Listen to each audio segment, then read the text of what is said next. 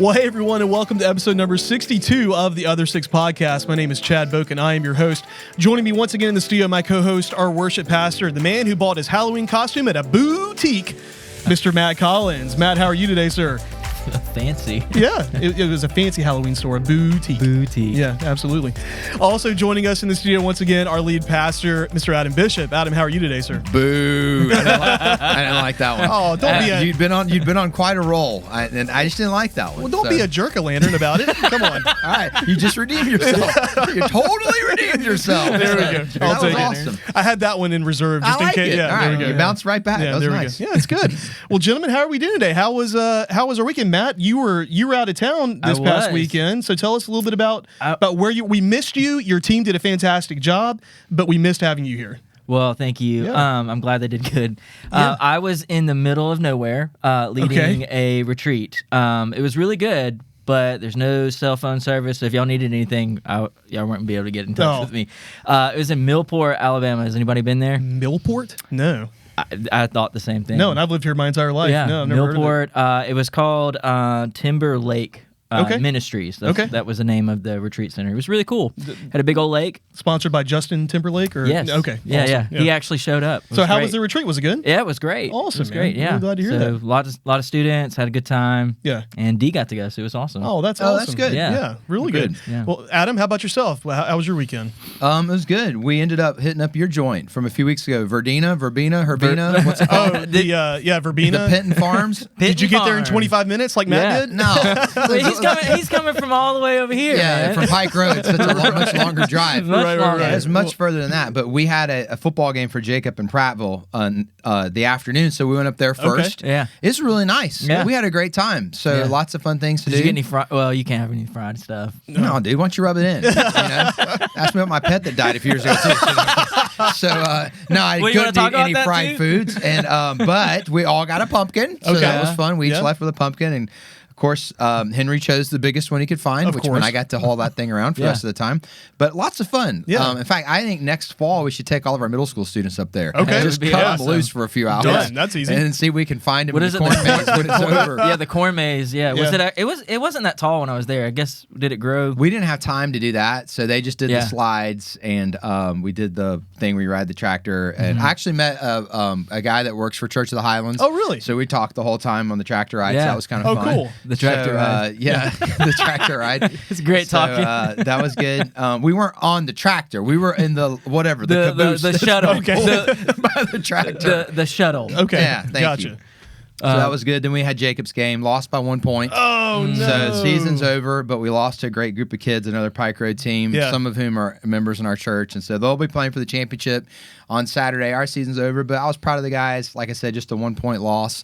But it was a good weekend. You know, we came back home and got to catch the fourth quarter of the Georgia game. So that was nice to see. So we won. I don't know if y'all saw that, but that was good. So it was a good weekend. And obviously we'll talk more about Sunday here in a second. Yeah, absolutely. Yeah, we had a good weekend as well.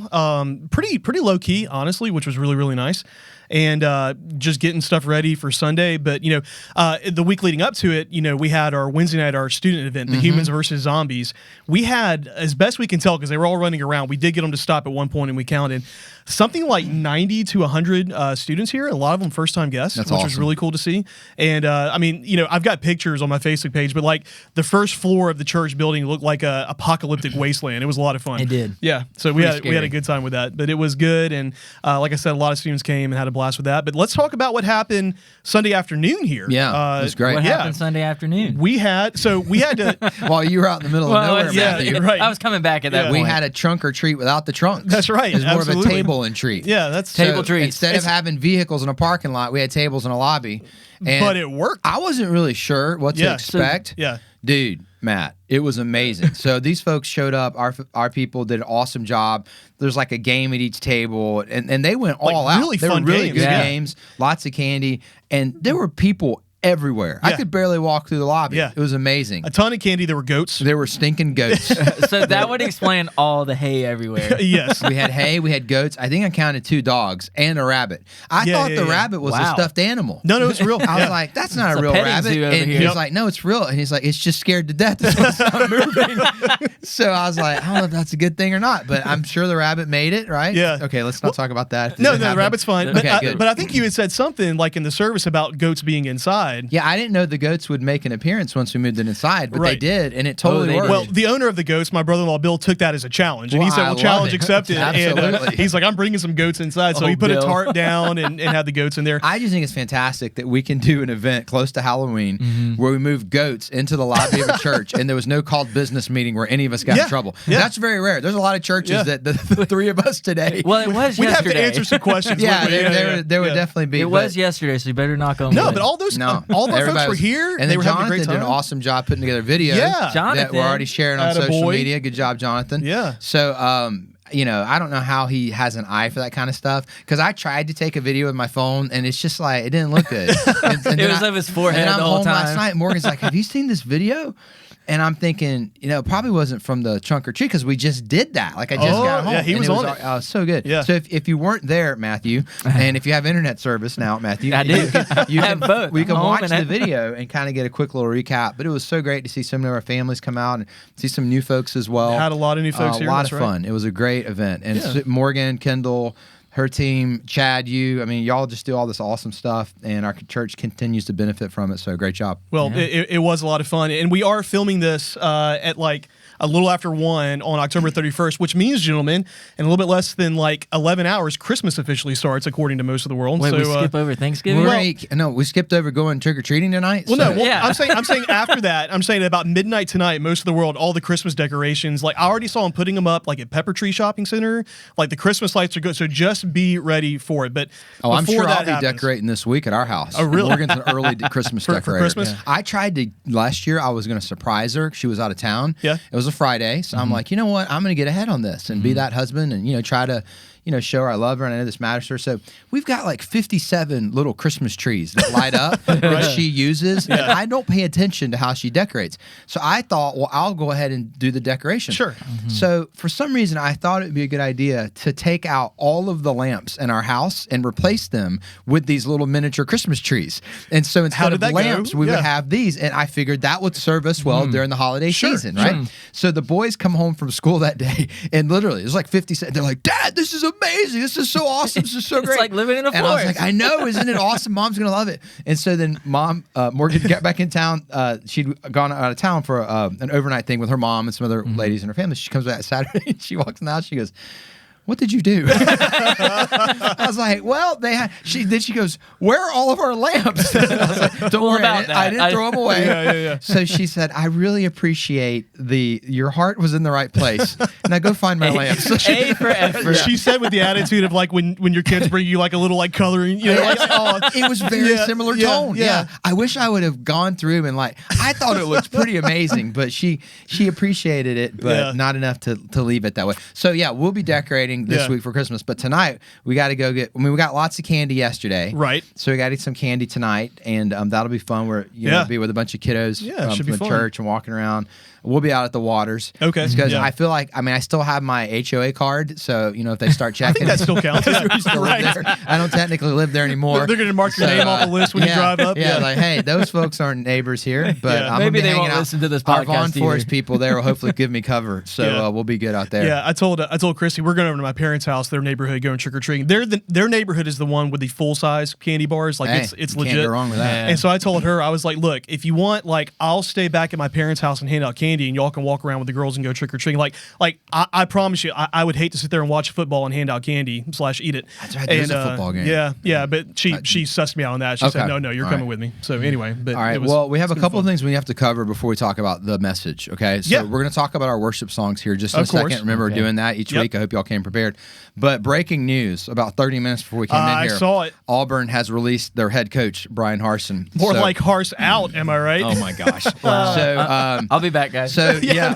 That's got nothing This to may take contribute the rest to of our this. time. So the shortest tenure of a coach from Auburn since 1929. I did my research. Oh, before I wow, came here we here. go. So we got to talk about this for at least 5 minutes. Okay. A lot of our listening audience cares about college football deeply. Many of them are Auburn fans who care about. I've been counseling with them a lot here lately at the I church appreciate as a that, by the pastor. way. Yeah. So we need to talk this out. So Most of them being Chad. as an Auburn fan. What is kind of your wish list, for a coach? Now you can give me characteristics of a coach. Sure. You could give me names. I'll give you two names that I really want to Okay. see: either Hugh Freeze or Lane Kiffin. Okay, so let's unpack that for Sure. a second. So I don't know if you saw the news over the weekend that Hugh Freeze got a 3-year extension. did see up that. at Liberty University. So obviously, Quite the pay raise. That's where I went to seminary.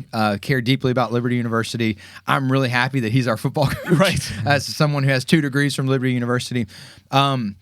But I don't know how you turn down an opportunity in the SEC. So we'll see. And money's not going to be a problem. I mean, Auburn can Of do course whatever not. needs to be That's done. one of Yeah. the, Yeah. So if he really wants to get back in the SEC, it's a great opportunity. So if I'm running Auburn, that's probably my second phone call. Right. Now, you mentioned another name. That Yeah. would be my third phone call. So Okay. let's talk about Lane, What's and then your we'll talk first about my one? first phone Well, call. we'll get it. Okay, Yeah. so The tell me, non-Auburn fan. as an Auburn fan, why is Auburn a better job than Ole Miss? Well, I think Lane gets to go head to head with his mentor, which I'm sure they have a great relationship, but it is also an antagonistic relationship, and so I think also at Auburn, right now at Ole Miss, he's doing more with less. Of course, yeah. I think at Auburn he could have a lot more resources at his disposal. I think the fan base would rally around him. I also think that Lane has the backbone to stand up to some of the folks that he needs to at Auburn. I think that would be I see the wheels turning over here. Maybe I don't know not, anything but about this. All but of your points are very. Yeah, it's Yeah. a better job. it is a better job, and he's a great but coach. It depends on a temperament of a coach. Sure. So Exhibit A is Dan Mullen. So you could have stayed at Mississippi State your entire life, and everybody would have been thrilled that you win 9 games a year. Right. You didn't make it 2 years at Florida. Right. Same thing with Lane. Yeah, So you're that's at true. Ole Miss. The expectations are so low. Are you cool with that? Yeah. You come to Auburn. It's the same thing. You better win some iron Correct. bowls. So yeah. I don't know his temperament. I don't know him that well. Yeah. Is he content to be, I can win 9 or 10 games a year at Ole Miss and have a great life, or does he say, no, I want an opportunity to beat the best? Yeah. Because if you want that opportunity, your job's Go to Auburn. Auburn. It's Yeah. the only job in America where you have to play the top 2 programs in the country every single year. Absolutely. No other team has Georgia and Alabama Right. on their regular season schedule. Only Auburn. And I've always believed this is something I teach my kids. Winners want the ball. Like I want to be the guy Yeah. carrying the ball down the field. Well, then Auburn's your job. Auburn's the job, So that's if right. if you're wired that way and you want a shot at the best Yep. and you want to be the best, that's a temperament. That's not an X's and O's thing. Right. You see what I'm saying? Yeah. So because of that, I think I have your guy. You think it's Dion? It's prime time, baby. Okay. It See, is and I would be fine with that. Time. I just don't think he would take it. Oh, are you kidding me? You think Because so? of what I just said? Oh yeah. I would love for that to Oh, happen. He would love that. He would love to get to come in and go, that's all right. Y'all come on, Bama. Y'all come on, Georgia. Okay. Prime, man, he's a great coach. He's a great leader. He's a great motivator, and he's proven he can recruit in this whole new landscape of college football. So if that's I'm true. running Auburn, that's my first phone call. You call Dion. Oh, yeah, absolutely. I'd be thrilled with that. And you know what? As a Georgia fan, that would really concern me. If Dion's the coach at Auburn, that concerns me. Matt, do you know who Deion Sanders is? No. No, let me show you that little high step, Matt. So we watch Dion highlights on YouTube. I show my boys. Prime and, time. Man, it doesn't Yeah. nobody like prime time. So I still kind of I'm still kind of upset with him that he left the Falcons. But Yeah. truthfully, I get it why he left the Falcons. 'Cause Sure. there's always been a terrible franchise. So my affection for Dion has more to do with him playing center field for the Braves. Yeah, so absolutely. when he helped us back in Yeah, the 90s. simultaneously, Yeah, by the way. Wow. absolutely. Yeah, simultaneously. And then dumped champagne all over Tim McCarver. But that's a whole different story. We won't get into that That was today. a really funny thing. Even as a middle school kid, I was like, I don't think you're supposed to be doing that. Yeah, But anyway. yeah. All right. So there's our Auburn talk for today. Right. We will have a Auburn weekly segment in our podcast until they name their new head coach. Right. On the Auburn coaching source. We search. We have some How long does sources this normally here take? locally that we will continue to connect with. We'll They see may already have someone. We're not if sure. we can find breaking news on any Yeah. of these things. Yeah. And we will keep our podcast listeners in the loop. Well, I Yeah. appreciate you doing this because this is cheaper than therapy for me as an Auburn fan. So that's appreciated very Auburn much. fans have hope for the first time Oh today. my gosh, are you kidding me? Literally, like I had like 20 texts from my friends that were going like, "Dude, did you see it?" We're all somewhat optimistic right now. Yeah, for the you first should time be. in a while. Okay, So, all right. yeah. So let's now get to our worship song. I don't know how long we're in this podcast. We've probably lost half our listeners already. We've lost all the Alabama fans. Come on back now. We're going to talk about Jesus. That's right. So worship songs that have made an impact in your life. We'll do this a little quicker today. So All right. who wants to go first? I think Matt's up first. All right. I'm up first. Yep, you're Yeah. up first. So I'm gonna go with Hillsong United from the Inside Out. Yes. It's a great That song. was on my list. Yeah, I love it. Yeah. So, this one kind of holds a special place in my heart. This was about when it came out. It came out 2006. Yep. right. That's about right. So that was Somewhere about in the there. time where I was like, leading worship, and I remember busting this out at a bonfire with like my soccer friends and stuff like that. That's and cool. playing. And like they didn't go to church and they just started singing. And I just remember like I was like, man, if I could do this right now, like God, please let that happen. That's cool. That's really cool. So like that song kind of holds a special place in my heart as like kind of a glimpse of what I would be doing. Yeah. For the rest of my life. Love it. That's awesome, man. I've actually got a Hillsong United song as well. Okay. So, man, one of the things that always cracks me about Hillsong is like they'll have the song title and then in parentheses like another title, you know? Yeah. So this one is Here Now. Kind of like my sermons. That's right. Exactly. I get it. Here Now, and then in parentheses, I think it's Madness is the name of it. And the reason I like it so much, it's a huge epic song and not really one that's easily sung in a congregational setting. Most of their songs. Yeah. Right. Early 2000s. Right. Would be like that. But the second verse, I love these lyrics. It says, faith makes a fool of what makes sense, but grace found my heart where logic ends. When justice called for all my debts, the friend of sinners came instead. And I love that line because, there's definitely been times, in my life where like I've struggled with like, does it make sense what I believe? Like, is it, is it logical? Is it, and it just says, look, like faith makes a fool of that. And when, you were at a place where justice was going to call for your debts, like Jesus came instead. Like, I love that. I love that reminder. So it's one of my favorite songs. Very good. Yeah. Mine for today is Resurrecting by Elevation Worship 2016. Okay. Mac Brock, who is now out on his own. Yes. But I like Mac. I think he's awesome, really man. good. So he sang this song. And anything about the resurrection, sign me up. Right. And so it's that. And I actually think, Matt, you could speak to this more than me. It's almost constructed more like a hymn. It is. Just the way that the layout of the song. So you got this whole like, your name is victory. And you think like, this is a great song. And all of a sudden towards the end, they drop in this, by your spirit, I will rise. The resurrecting king is resurrecting me. Yeah. I think it's just a great song that captures, okay, so this is what happens at justification because Jesus defeated death. But then it also brings in, here's what's happening in the sanctification process. That the resurrected king, yes, I'm resurrected. Yes, I'm promised eternity. But there's a continual resurrection that's still occurring through the power of the Holy Spirit. Not many songs can capture all of that in one song. Yeah. So really powerful song. I've always enjoyed it. It, too, is a difficult song to sing in church. So when I was a pastor out in Colorado, our worship pastor, Jason Lee, great guy, actually led worship at a conference at Vaughn Forest years ago. We had an awakening. He's a great guy. It's like a revival. Great worship. He and I love this song. Yeah. So we had like this plan. We're going to roll it out several weeks leading up to Easter. And we tried a couple of times. Like nobody could sing along. It's very, very long. It's very long. So I was like, we'll just keep singing it together, buddy. Yeah. So great song. And this has been fun because I almost Inside Out was on my list. And that's a good pull. Yeah. That a lot of people don't know that song that you mentioned. I've always enjoyed that as well. You know what's funny about resurrecting? I remember your Sunday you came here to preach in view of a call. You were like, hey, so what songs are we singing? I said, we're doing Resurrecting. I remember you doing this like fist pump. You're like, dude, I love that song. You were so It's excited meant to be. about it. That's right. I got the vote now. That's right. Now I can. We'll do Which, it right by the before way, the vote. Yeah. when you're preaching and everybody's about to vote, that's a whole new level of stress. Just throw that out for free. We'll talk about that in another podcast. We'll unpack that therapeutic for me. Absolutely.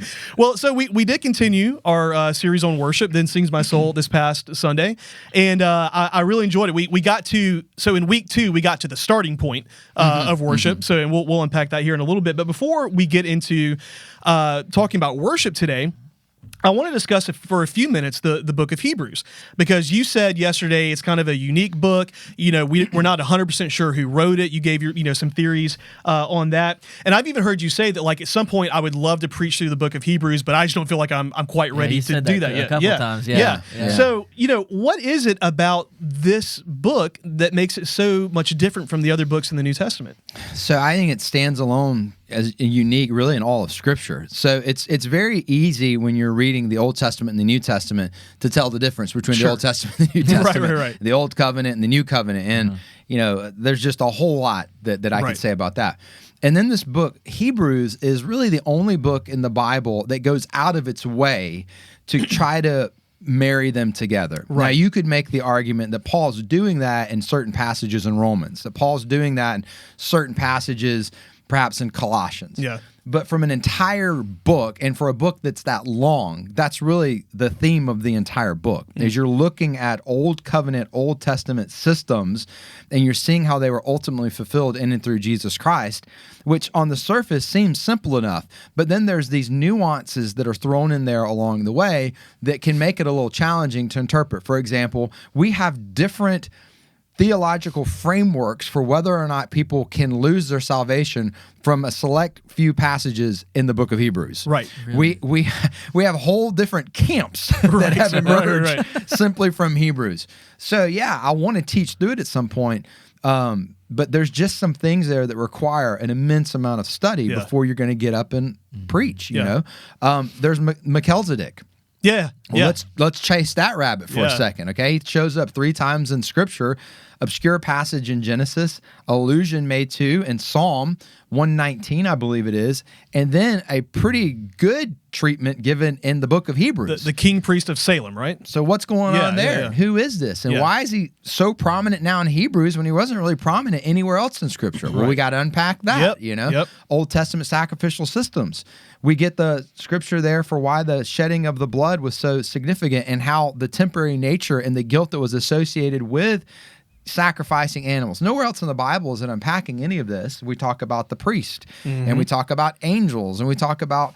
And then we also have to remember, who was this being written to? Jews and the dispersia, or the diaspora, however you want to pronounce that these were Hebrew Christians who had begun to disperse due to persecution. So there's that element which go, okay, well, that's why there's so much Old Testament going on there. Right. So why haven't I preached through it? I'll just be honest with you.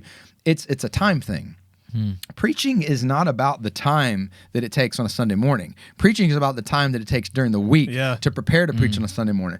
And honestly, I would have to double my time of preparation every single week to preach through the book of Hebrews. Wow. That's how much study and preparation it would take. And there will be a day down the road where, you know, my hand won't be in as many things and I won't be in as many meetings and I will have more time. And so that's when I'll do it. Yeah. But in the season we're in now as a church, I can just tell you, like, I'm not going to get up there and wing it. Right. I'm not going to get up there. Yeah. So I prepare a lot every single week to preach. Yeah. But I also know that's a book that would require more preparation. So at some point down the road, I'll do that. But it is one of my favorite books in the Bible. Yeah, a lot of cool stuff in there.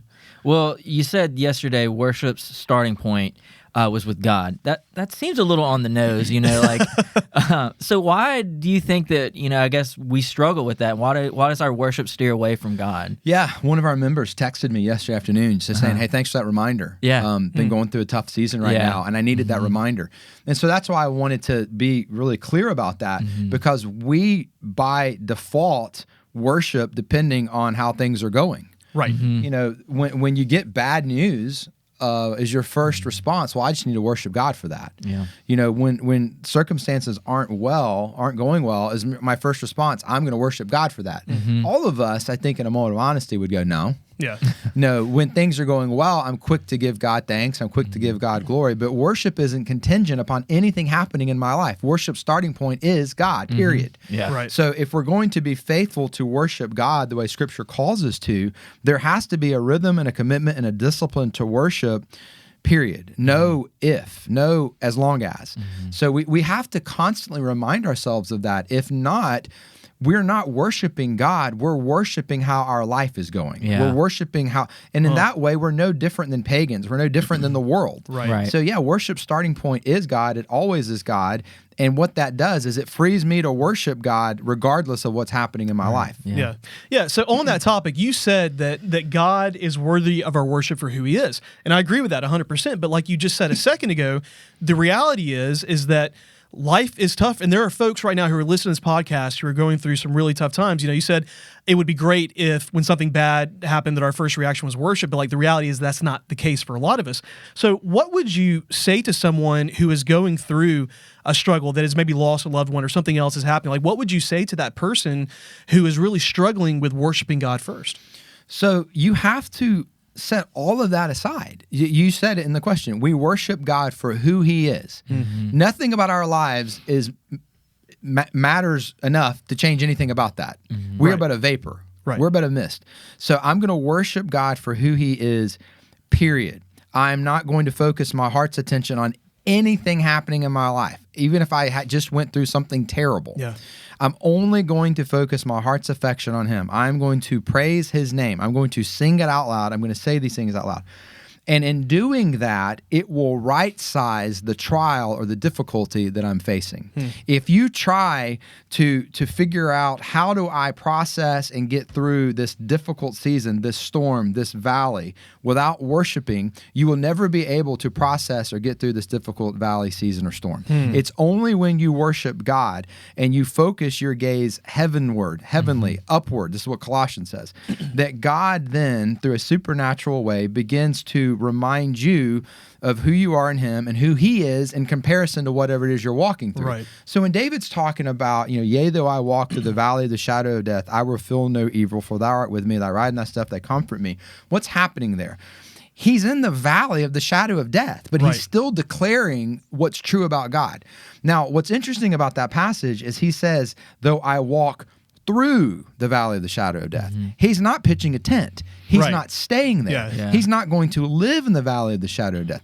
He's actually, in declaring who God is, already bringing in this idea by faith that this will not be permanent.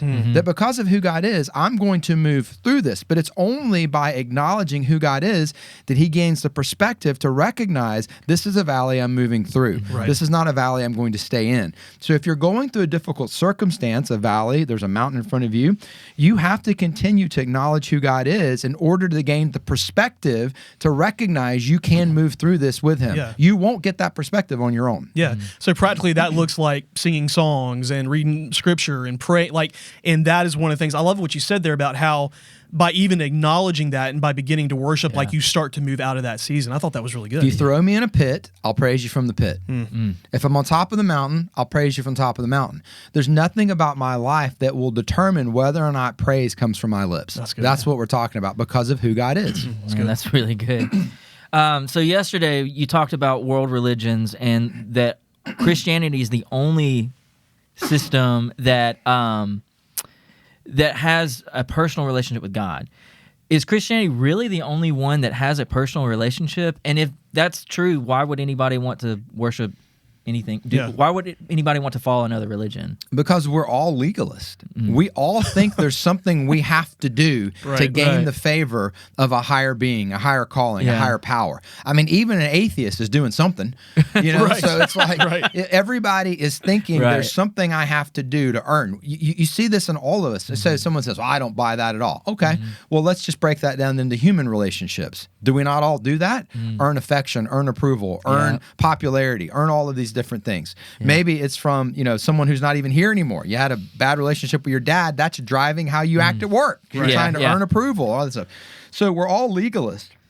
It's incredibly comforting to know you might have something to do with your future. You might have Yeah. something to do with how this whole thing turns Yeah, out. right. You have a say in all of your eternity. Your actions matter for these kind of things. That's very appealing. So yeah, when it comes to other belief systems, there's a scorecard. It's incredibly clear, and you have a lot to do with it, which means you are now in control. Yeah. So at the heart of our belief system is I relinquish control because I come to a place where I admit that I actually don't have the Yeah. capacity or the power to have anything to do with the outcome of all this. Right. Wow. Yeah. So I'm going to give myself to that. And in return, I'm going to experience this personal relationship with a God who loves me because this God can be close to me because of what Jesus did for me. Yeah. But if I have something to do with whether or not this higher being can have anything to do with me, there's always a distance because I'm never doing it 100% correctly. Right. So Yeah. therefore, there can't be this closeness. Right. So yeah, Christianity is the only thing that offers you a personal relationship with God. Everyone else is offering you a way to get as close as you can, but there's still something else you need to do. That's very different than what we believe when it comes to Christianity. That's really good. So I have a two-part question around this phrase from Hebrews chapter 13, a sacrifice of praise. We talked about that yesterday. My first part of this question is what does that phrase mean? Because for me, it doesn't feel like a sacrifice to sing and worship the Lord. And the second part is you said that in the Old Testament, sacrifice was work. What did that actually look like? So the Wizard of Oz popped into my head as you were asking that question. The man behind the curtain. Yeah, As it does. That's the scene. So let's see if we can think of some other examples better than that one. So, they finally get there, And it's like, oh man, like now we're in the presence of Oz, and they're kind of freaking out and they're kind of trembling, and then they realize, wait a second, it's just this dude over here. Yeah. All right. So what's an example where that's not the case, whether from a movie or a story or a show, where these people are finally in the presence of royalty, they're finally in the presence of power. There's a little bit of an acknowledgement. Oh, that person's got a lot more power than me. Yeah. Like I'm kind of nervous here. Maybe like, Narnia with Aslan. yeah, something that would like be a good example. Yeah, that would be a good example. I think that's a great example. Okay. Good job, So I think sometimes movies and stories can give us a glimpse of a greater truth.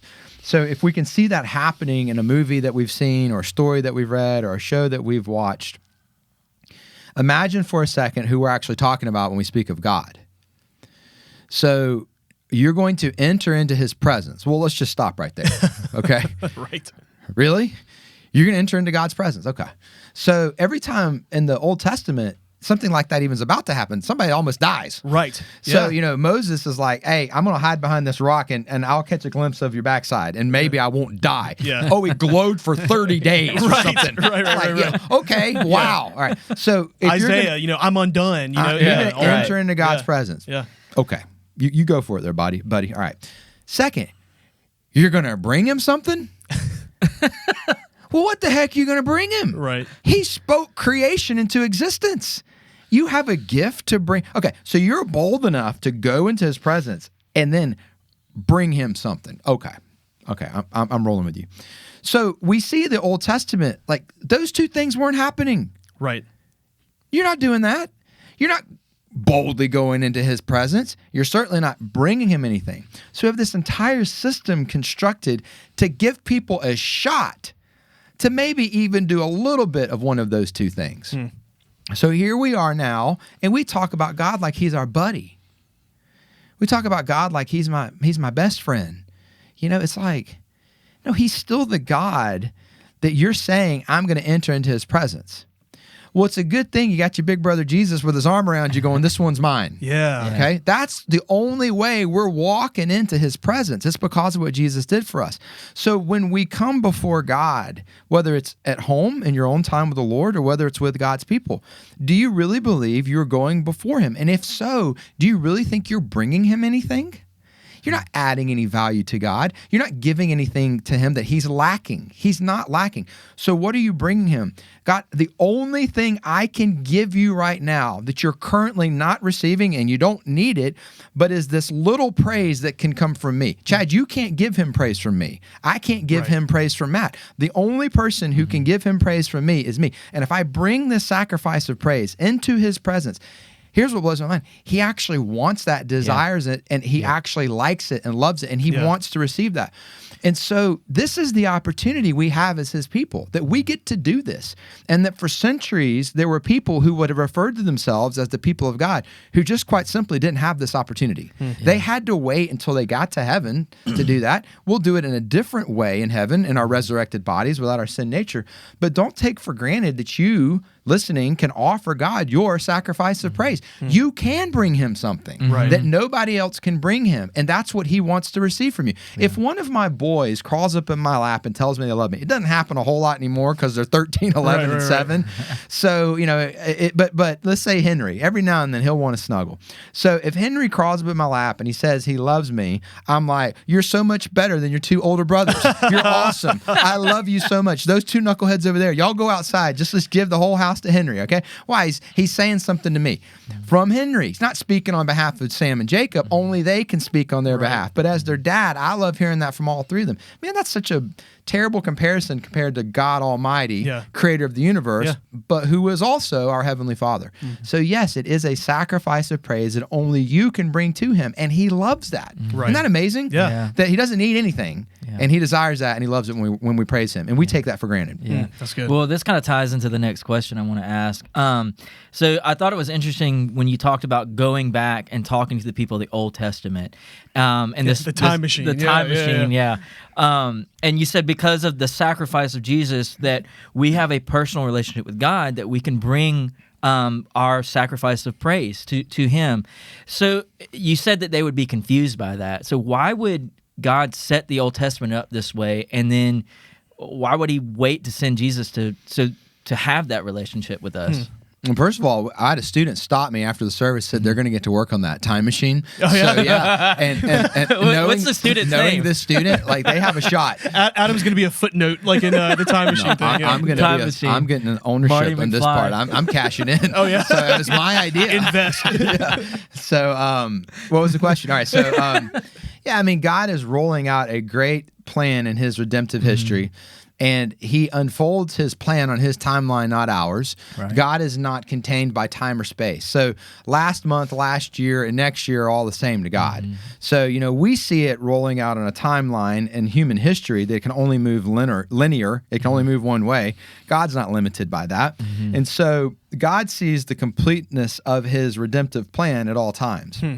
We just get to experience it one generation at a time. Right. So the better answer to your question will feel better after we've been with God for eternity up to, I don't know, 1 million years. So let's say we've been there for 1 million years, and God's like, yeah, it's kind of like a drop in the bucket. So okay, 100 million years. So let's say now we've been with God for 100 million years. No, let's 100 billion. Let's say we've a been long with time, God Adam. for 100 billion years. Okay. And now we're looking at this timeline. And we're like, man, that's like a millisecond. Yeah. Right. That was like Right. a millisecond. Yeah. We've been up here 100 billion years, and God's like 100 billion years. We haven't even taken our first step. It's Yeah. like, okay, so we can't Right. fathom eternity. Try to do it sometimes. Yeah. Your head will spin right off your shoulders. yeah. Okay, mine is right now. So the timeline for how God rolls all these things out. Yeah, wow, that's God being God and God doing His thing. I would say part of God's faithfulness and part of why I have complete security in placing my faith in what we tell people week after week is that God had a plan. There was a plan. And he was faithful to execute that plan with great clarity, that now we get to see the completion of the plan. But it's awesome when you read, someone like David, and you can tell, inspired by the Holy Spirit, he's grasping at it. Right. He's grasping at it. Yeah. They're the messianic psalms. And it's interesting that he is writing these psalms inspired of the Holy Spirit. And David knew what he was doing. This is not like somebody later went, wow, David was onto something. I Yeah. wonder if he wanted. No, David knew. Yeah. David was writing psalms for succession of king to his son, Solomon. But he was writing them in a way where it's very clear, this is not about Solomon. This is about who Solomon is getting us to Right. in the line of David. And that's about all he had. That's about all he had. Yeah. He knew there's a succession. It's going to get us to someone. He's writing messianic themes because he knows Old Testament Messiah, but virgin birth, Mary, Bethlehem, 3 years of public ministry, 12 disciples, ascension, Holy Spirit, day of Pentecost, nothing. Yeah. Yeah. He doesn't have any of that. So when you read the Old Testament, you're watching these guys be faithful for the time that God has them. I love the book in Acts, the verse in Acts where it says, David fulfilled God's purposes for his life, and then he died. Yeah. So Right. ultimately, that's what we're all called to. Yeah. Yeah. Let our lives, we're not to make much of our name. We make much of the name of Jesus. Right. So at the end of our life, someone can go, yeah, they filled God's purposes for their lives, and then they died. It's like mission accomplished. Right. Okay? Yeah. So it's hard sometimes to put ourselves in the place of the folks who are there. But for all we know, 1,000 years from now, people are saying that about us.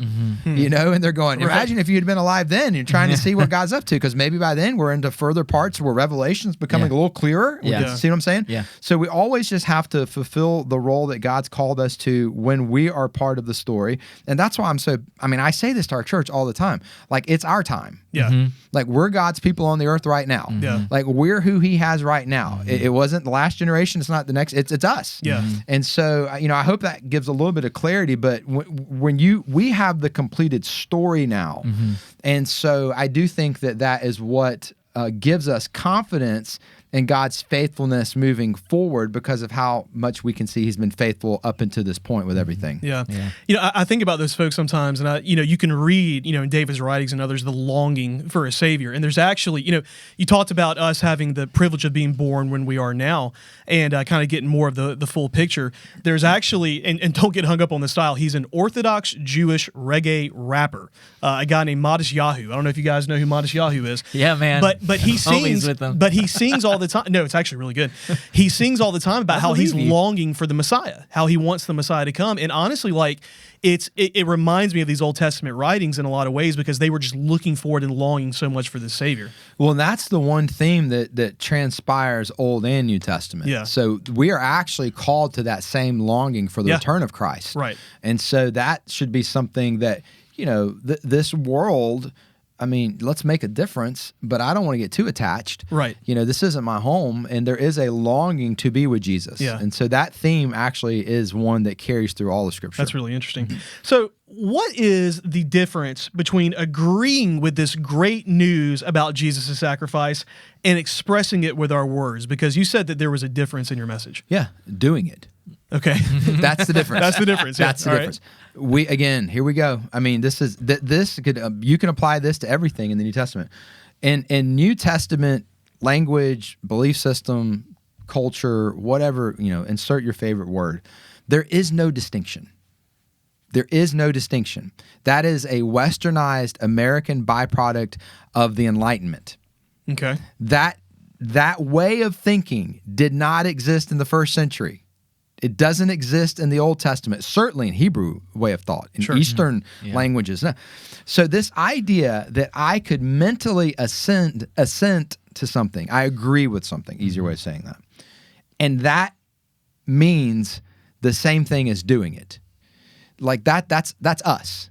That is our way of imposing our way of thinking and understanding and doing things onto Scripture rather than letting Scripture shape the way that we do things. So you don't believe something unless you're doing it. Yeah. Okay. You don't believe something unless you're doing it. Here's another way of putting it. You only believe the parts of the Bible you do.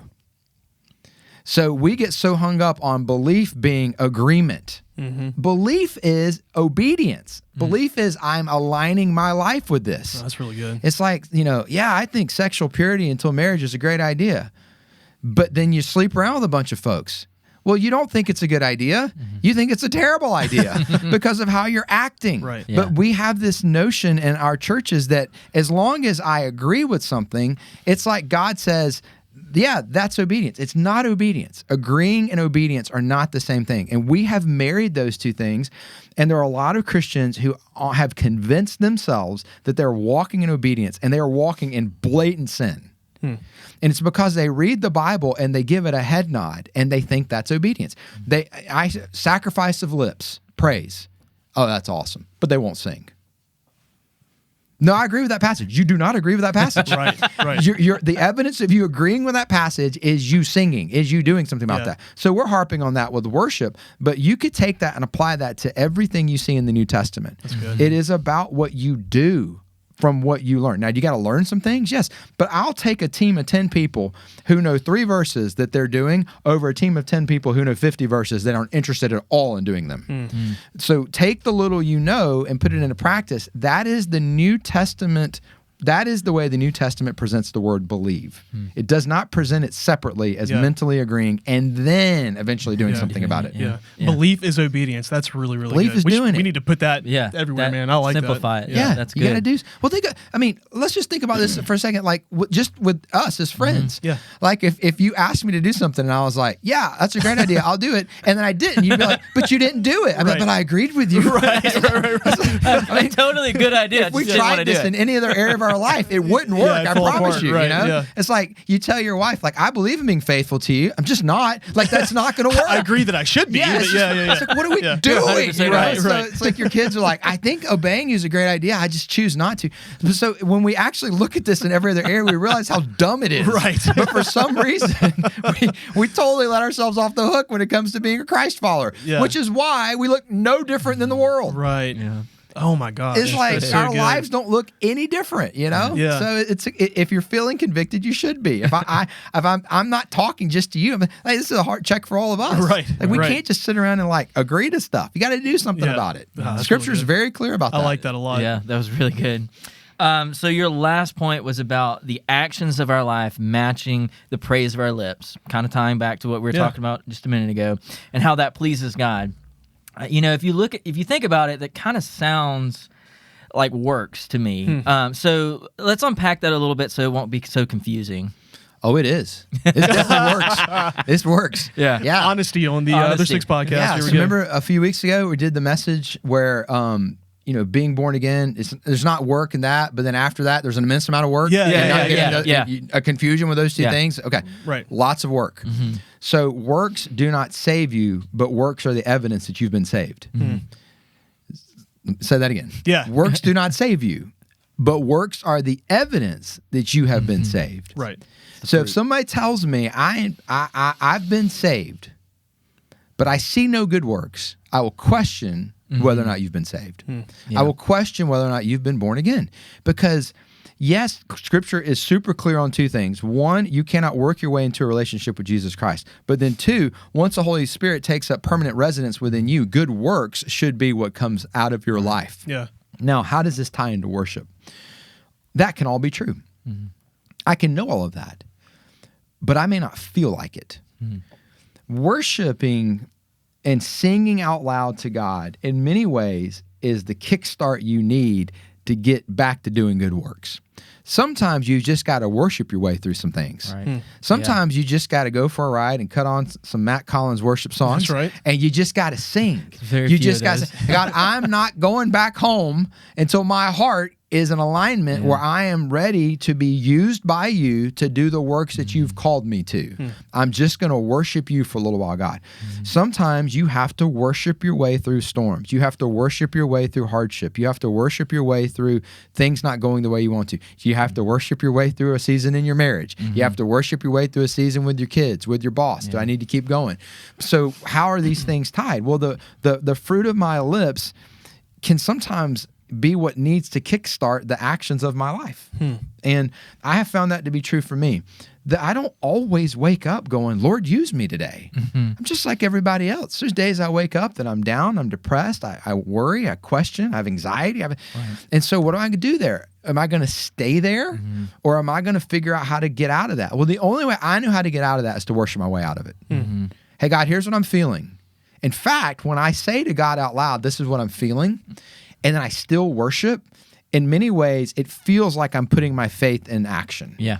It's like I'm not letting that keep me from worshiping you. Yeah. And so what I'm trying to, I want people to see, like, these aren't segmented things. They really do fuel one another. That's really good. Yeah. Well, what a great discussion today talking about worship. And I love the practical application of what you're talking about, that how worship, when we speak it out loud, when we choose to do it in spite of these situations we find ourselves in, how that can literally change, everything. I think that's really, really And good. it takes a little bit of effort. Yeah. You may not always feel like it. Yeah. It's not about work. Right. Work. Get out of bed, start singing. Yeah. Yeah. You That's know, right. Yeah. Worship God. I look at it as kind of reminders, like, God, thank you for what you've done for me. Thank you for reminding me about your grace that you've given Yeah. me.